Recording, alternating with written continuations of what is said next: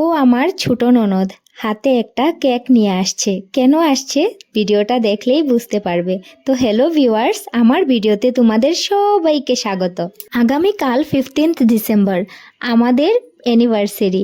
তো ওই দিন আমরা দুইজনই বাড়িতে থাকবো না, তাই আমার ছোট ননদ এই কেকটা নিয়ে আসলো সেলিব্রেট করবে বলে।